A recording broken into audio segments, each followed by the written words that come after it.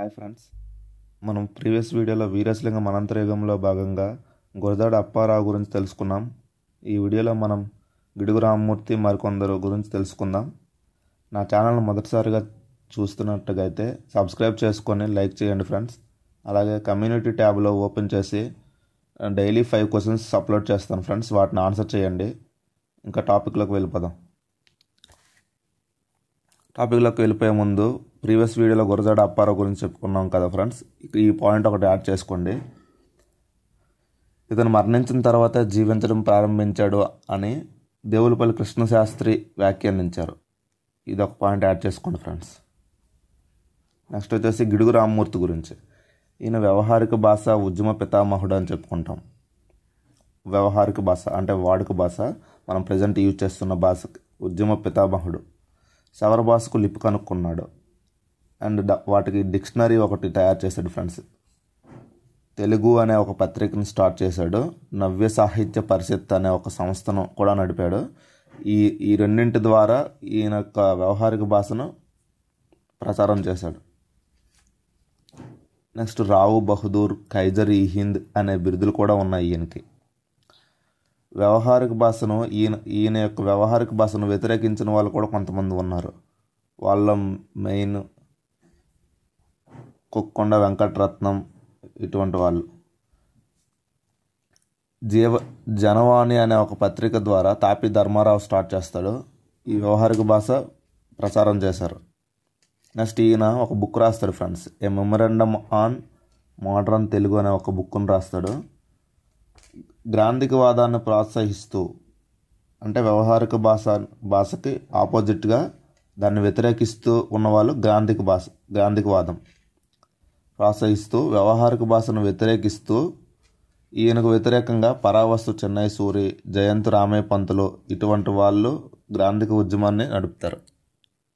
అంటే ఈయన వ్యవహారిక భాషను వ్యతిరేకిస్తూ ఎవరాళ్ళు? పరావస్తు చెన్నై సూరి, జయంతి రామయ్య పంతులు.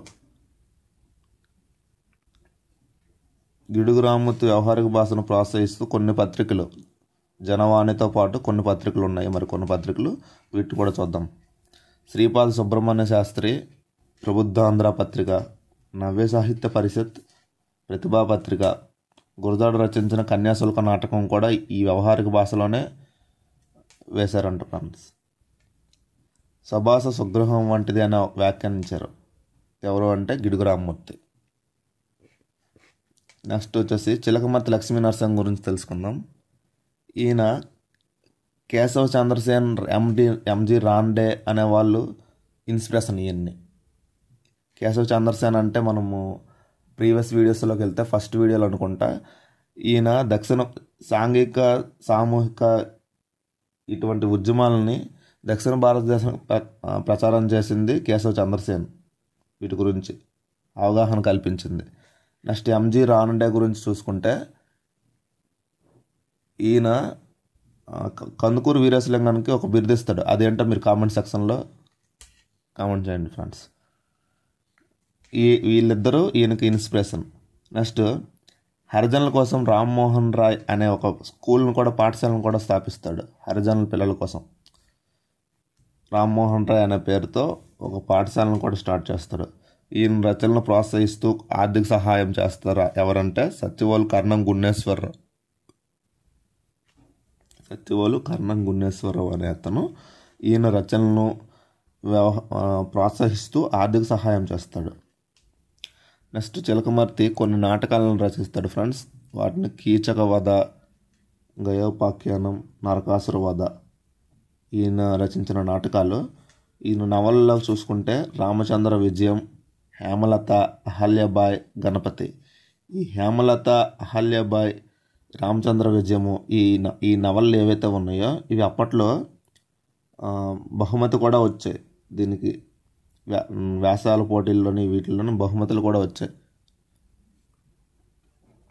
నెక్స్ట్ కర్పూర మంజరి, సౌందర్య తిలకం, కృష్ణవేణి, సుధాకర చంద్ర, ఇవి మరికొన్ని నవళ్ళు ఫ్రెండ్స్ ఈయనవి.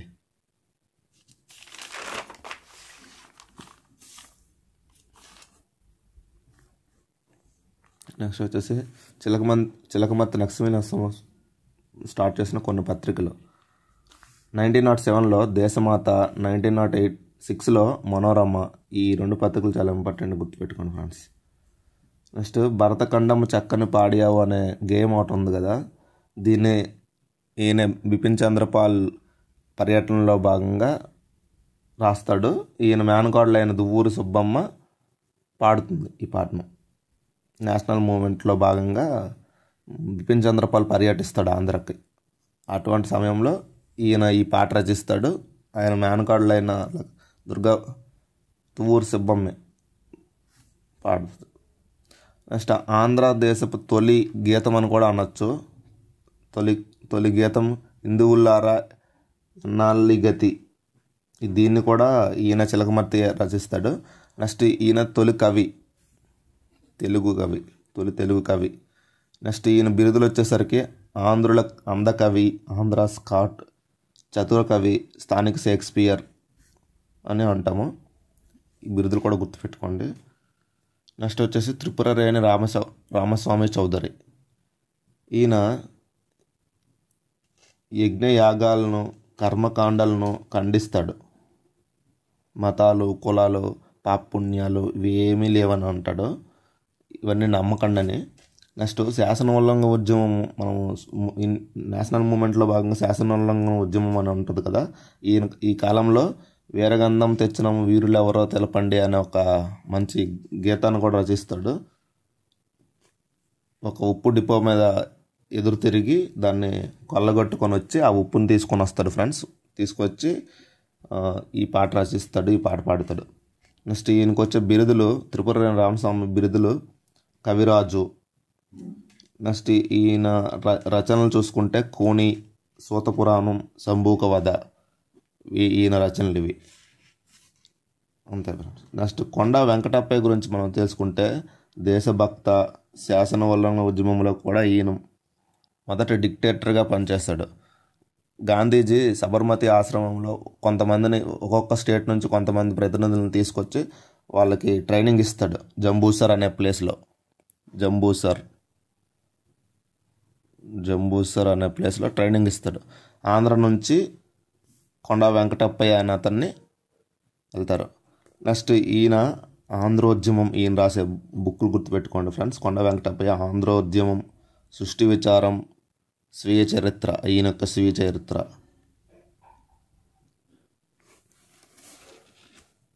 నెక్స్ట్ ఉన్నవ లక్ష్మీనారాయణ గుంటూరులో వితంత శరణాలయాన్ని నిర్మిస్తాడు. నెక్స్ట్ సహాయ నిరాకరణ ఉద్యమంలో జైలుకు వెళ్ళి అక్కడ జైల్లో మాలపల్లి అనే ఒక సాంఘిక నవలను రచిస్తాడు ఫ్రెండ్స్. ఈ నవలను ఆధారంగా చేసుకునే గోడవల్లి రామబ్రహ్మం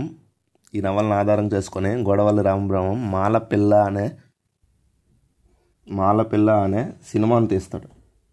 నెక్స్ట్ శ్రీ విద్య కోసం శ్రీ శారదానికేతన్ ఒక స్కూల్ను స్థాపిస్తాడు. నెక్స్ట్ సిఆర్ దాస్ స్థాపించిన అఖిల భారత ఖిలాఫత్ స్వరాజ్ పార్టీకి ఆంధ్ర నుంచి కార్యదర్శిగా కూడా వ్యవహరిస్తాడు ఈయన ఉన్నవ లక్ష్మీనారాయణ. నెక్స్ట్ నండూరి సుబ్బారావు. ఈయన ఎంకి పాటలు రచిస్తాడు. చాలా ఫేమస్ ఫ్రెండ్స్ ఇవి ఎంకి పాటలు. గుండె గొంతులోన కొట్లాడుతాది అనే ఒక పోయము. నెక్స్ట్ కాకుండా నిద్ర కూసెంతసేపు అనే ఒకటి. ఇటువంటి పద్యాలు రాస్తాడు. ఎంకి పాటల్లో ఇవి ఉంటాయి. నెక్స్ట్ ఎంకి పాటలు వన్స్ మోర్ అని ఒక కవి చెప్తాడు. ఆయన పేరేంటో కామెంట్ సెక్షన్లో తెలిస్తే చేయండి ఫ్రెండ్స్. ఇంగ్లీష్లోకి అనువదించింది ఈ ఎంకి పాటలని ఎవరు అంటే ఎం చలపతిరావు. ఈ ఎంకి పాటలకి మ్యూజిక్ యాడ్ చేసింది పారుపల్లి రామకృష్ణయ్య. ఈ ఎంకి పాటలని ఆధారంగా చేసుకొని కొన్ని చిత్రాలను గీసే అడవి బాపిరాజు.